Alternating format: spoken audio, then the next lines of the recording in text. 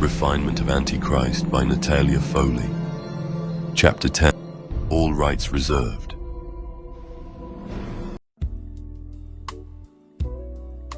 Judas's room. Judas was sitting in the room assigned to him in the monastery, going over all his records, trying to make sense of the numbers he had scribbled down on small pieces of paper.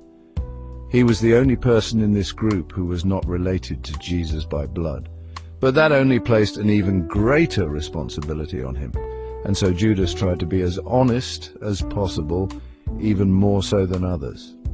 He wanted to ensure that no one, and not a single person, could ever accuse him of anything. He made it his mission to ensure that not even a shadow of suspicion would ever darken his reputation. He knew that Jesus trusted him completely, but he also knew that some others perhaps did not like him as much. Some were jealous of his closeness to Jesus, especially his closeness to the money, and were always watching every move he made, ready to attack, to denounce, to condemn, to expose him at the first sign of any wrongdoing. Judas smiled slightly at his own thoughts. He understood this well and accepted it as a given. There was nothing unusual about it. It's just human nature, and there was no need to resist it or try to change it. The best thing he could do was simply be the most honest accountant anyone could ask for, scrupulous, precise, and that would be his best protection against envious hearts. One who has nothing to hide, nothing to be ashamed of, will always be vindicated, no matter what, Jesus used to tell him. And Judas believed in those words, following them without hesitation or regret, just as he followed all of Jesus' teachings. He knew he had a mission, and he was honorably carrying it out throughout his life. Suddenly his solitude was interrupted. At first he didn't see the intruder. He only heard light footsteps, almost inaudible yet noticeable through a subtle vibration carried by the air. That alone was troubling. "It's not Jesus," Judas said to himself. He could always feel Jesus before seeing him, by that incredible stream of energy that always surrounded him. It filled the air around him, announcing his presence, signaling his arrival with a calming, invigorating force. There was always a promise of hope, a sense of relief, and a great expectation of joy, but never any threat, never any alarm. But this intruder's vibration was very different, worrisome, pulsing with fear. "Definitely not Jesus," Judas repeated, trying to guess who it might be. Perhaps one of Jesus's brothers, maybe even the youngest one, who was always the most unhappy, the most envious person in the family. In fact, it was a little brother of Jesus, the son of Mary's sister Elizabeth, who had died during one of the difficult family journeys, unable to survive long-term starvation, cold, and lack of water. Andrew had been raised by Mary as her own son, but somehow he was never satisfied with anything. No matter how much food he had, it was never enough. No matter how much love he was given, it was always insufficient. He believed he should be the center of the family, but instead everything revolved around Jesus. It was always Jesus, not Andrew, who was the brightest, the most followed, the most trusted. Andrew could not understand why. Why on earth would people want to follow this God's fool who preached forgiveness, peace, and non-resistance? Was that the attitude of a hero? Andrew asked himself, and the answer was clearly no. A real hero should be decisive, strong, and unyielding, ready to act when necessary. Jesus wouldn't even hurt a fly, and yet they called him the Messiah. How would he ever liberate the people of Israel? On the other hand, Andrew saw himself as everything a hero should be. But because the whole world was blinded by the light coming from his brother's path, they failed to see Andrew's true potential. He had always known that, and secretly he hated anyone who did not share this view. Or perhaps more accurately, he hated everyone who loved Jesus more than Andrew, which in fact was practically everyone around him, the entire family, including that painfully honest accountant of Jesus, that perfectly clean and loyal Judas. But today, today was a great day, Andrew felt. Today, just after they arrived in Jerusalem, he met some interesting people. They approached him with admiration, couldn't stop complimenting him, something he truly enjoyed. They said he looked like a hero. Boy, were they right. They also said he was bright and smart and asked if he was treated well in the family. And then he saw it, an opportunity to finally get rid of the family, or at least the most annoying member of it, Jesus, because these people wanted to know what Jesus looked like. Andrew didn't actually ask them why they were so interested in Jesus. In fact, he already knew they were not friends, but enemies. He could feel their dark intentions, though they tried not to show it. And they even offered him money just for pointing out Jesus. At that moment, Andrew felt scared. His fragile soul sank. He sensed the danger in this simple act. It sounded like betrayal. And yet, wasn't it also an opportunity? What if he could kill two birds with one stone? What if he could not only expose Jesus to his enemies, but also make sure that the blame fell on someone else, on Jesus' closest friend, his most trusted companion, Judas? Now that would be a shock. Wow! Andrew got excited. He knew all the tricks of shifting blame onto others. He had used them since early childhood. He could do it again. When he could break a beautiful amphora and arrange it in such a way that no suspicion would fall on him, but instead his brothers would be blamed. It was such a pleasure to see them making excuses and receiving punishment they did not deserve. So, why not use the old trick again? And Andrew said to the people approaching him, "Just watch, Judas will kiss the man, and the one he kisses is the one you are looking for." They asked, "How can you be sure?" Andrew replied, "Oh, I am very, very sure, though I should mention there's no free lunch here, gentlemen." "So, how much?" they responded, ready to fund this pathetic enterprise without limit. Andrew saw this and knew he could ask for as much as he wanted, but he didn't want any money for this. He would rather pay them to eliminate Jesus from his life. Money was not an issue. Andrew had always stolen it as easily as he breathed. Still, he didn't want the price to be too high. He didn't want to scare the people standing before him. Who knows, maybe they would change their minds, and then the elimination of Jesus would remain just a distant dream. No way. He wouldn't let that happen.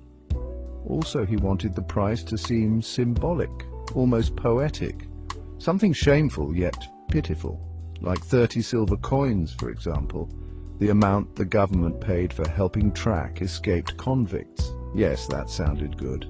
30 silver coins to betray the Messiah, that will do.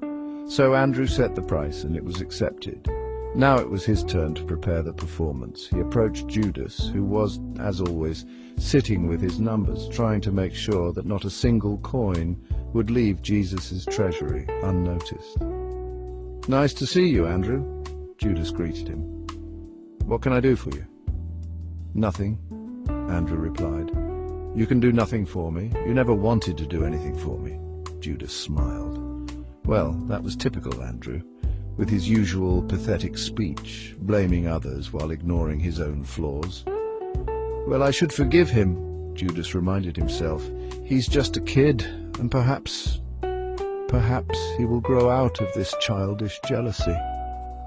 Judas tried to convince himself, although deep inside he knew this hope was slim. There was little chance that Andrew would ever overcome his jealousy. It was already deeply rooted in his soul. It would take nothing short of a miracle to burn this bitterness out of the boy. Still, he deserved at least a bit of compassion. The kind of compassion Jesus taught. So, let's be kind, Judas decided.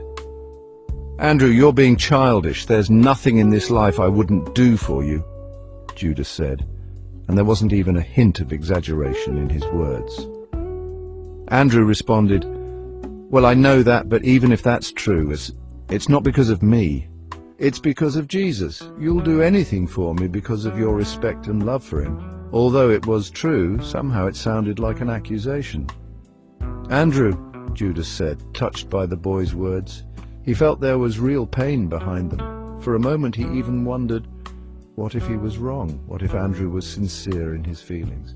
What if he was simply too young to know how to express himself properly? What if... Judas momentarily felt ashamed.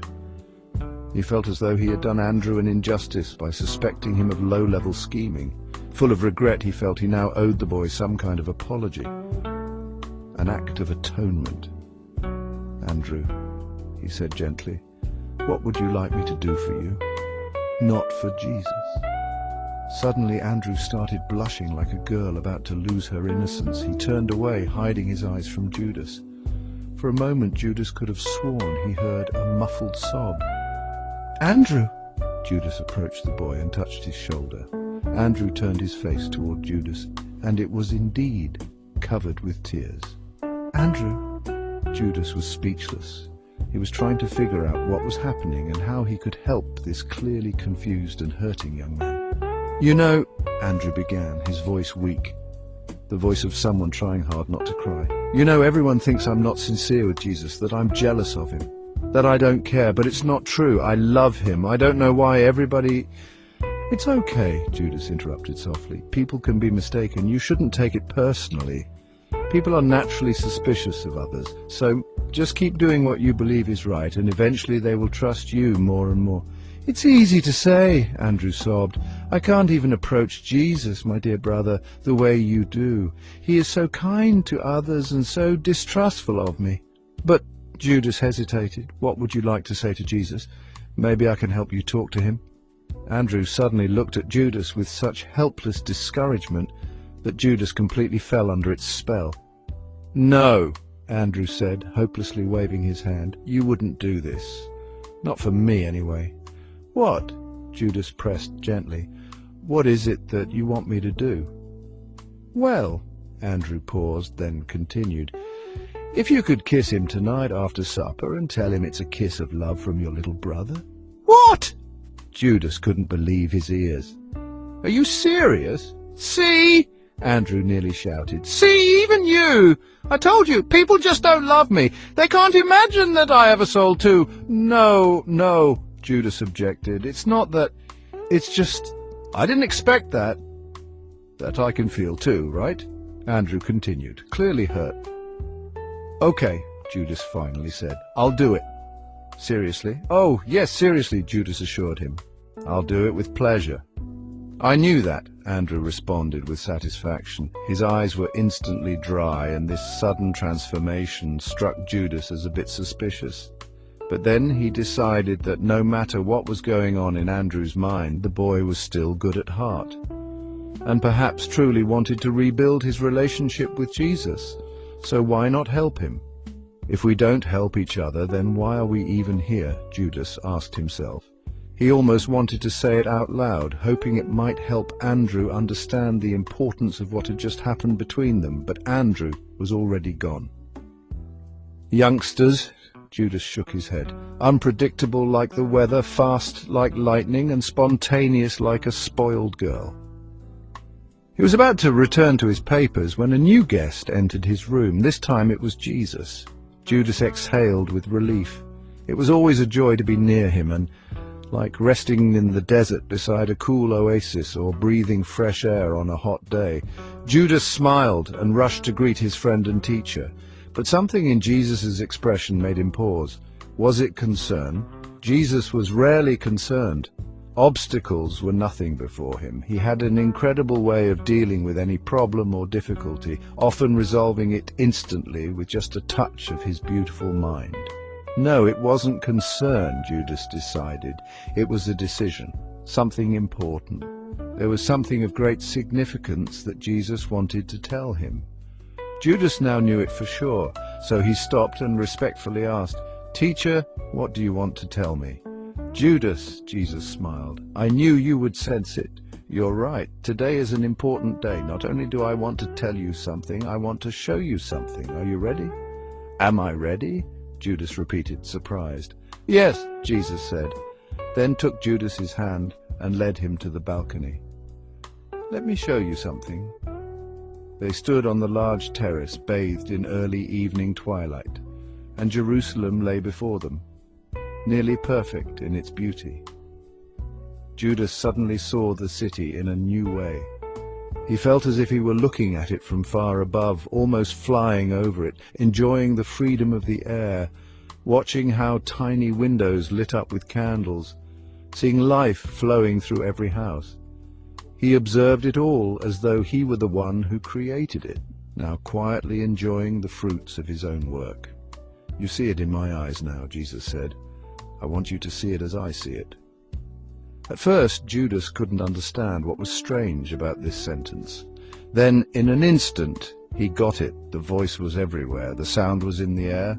The voice was in his ears. The voice of Jesus was the air, the light, the earth, the stream of life itself. Somehow Judas realized he was no longer seeing Jesus standing next to him. He was simply aware of his presence, a presence that surrounded him. This presence was perceived through deep vibrations, a soft radiance coming from everywhere, and a spiritual connection unlike anything he had ever known. "Judas," Jesus said gently, "you know I am God. This is my world, my creation. I want you to see it as I see it." Judas could not close his eyes. He was witnessing an incredible vision of the earth.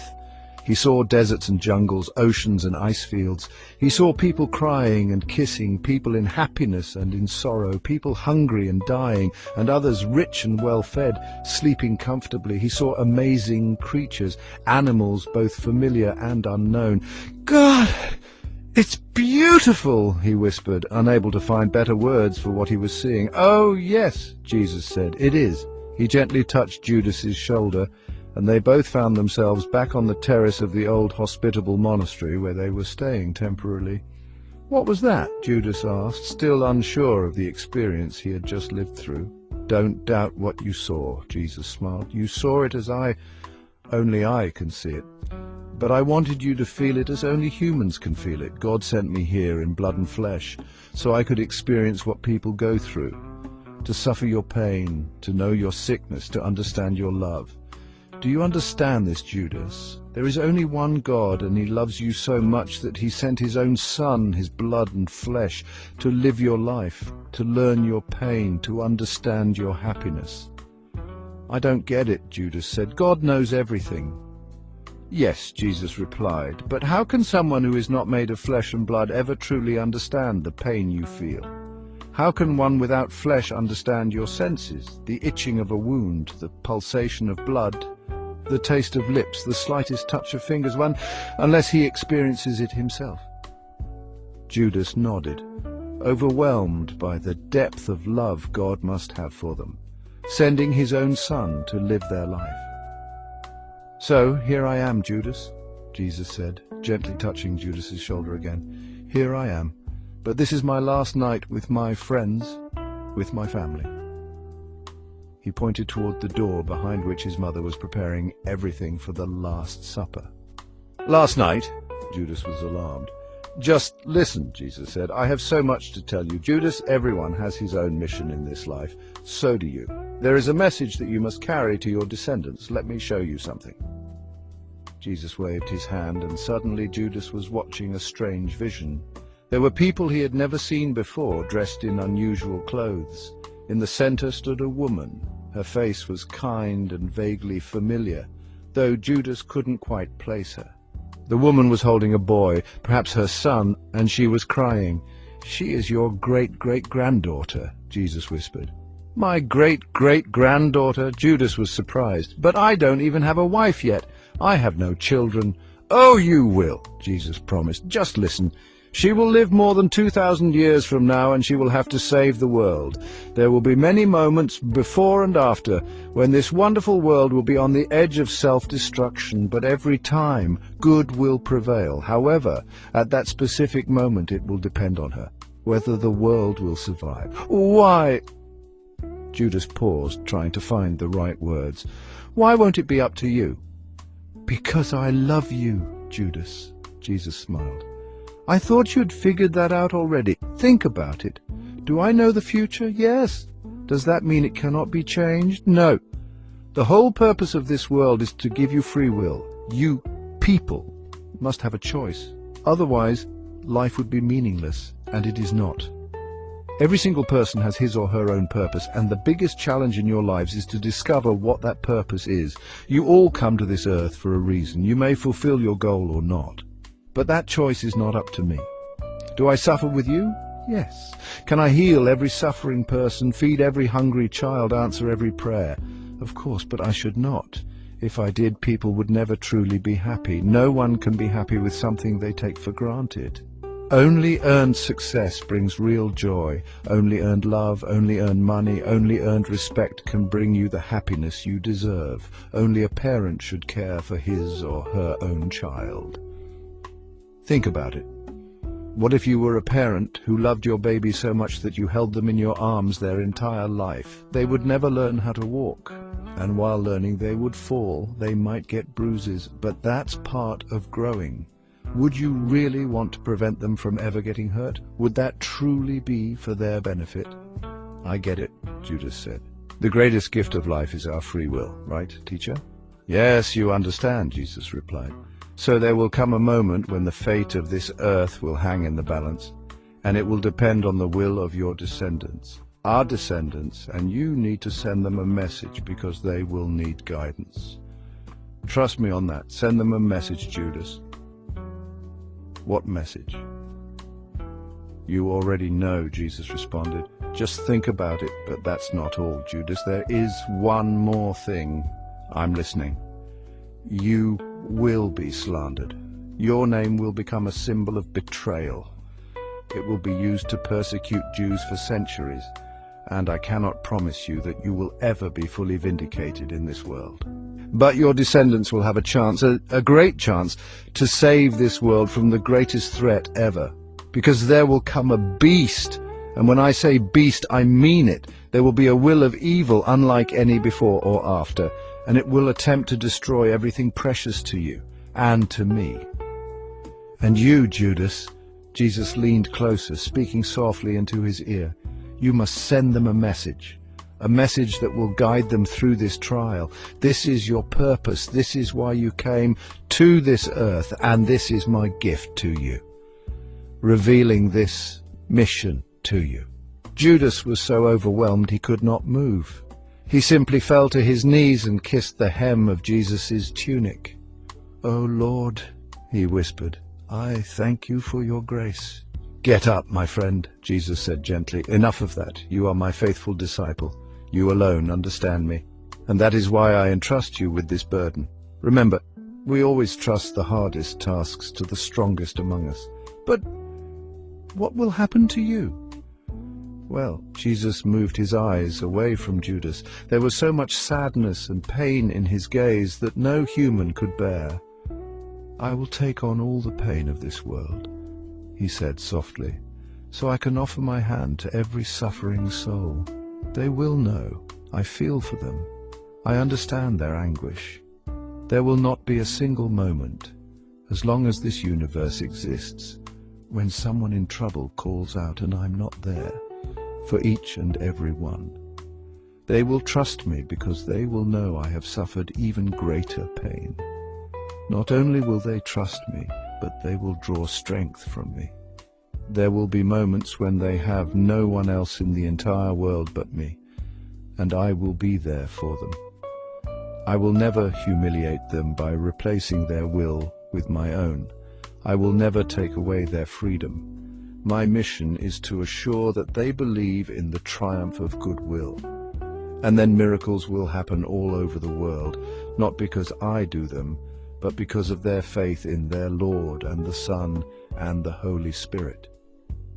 "Jesus," Judas groaned, staggered. "I cannot even imagine the weight of this burden." "But before this happens, Judas," Jesus now looked directly into his disciples' eyes, "before all of this comes true, I must do one more thing. I just have to undertake." He didn't finish. Instead, he kissed Judas gently on the forehead. "Just remember, we are standing at the cradle of a whole new era.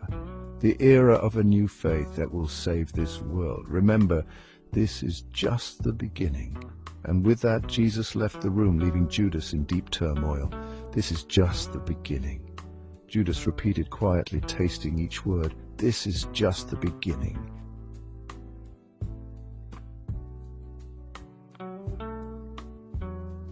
End of chapter 10. To be continued.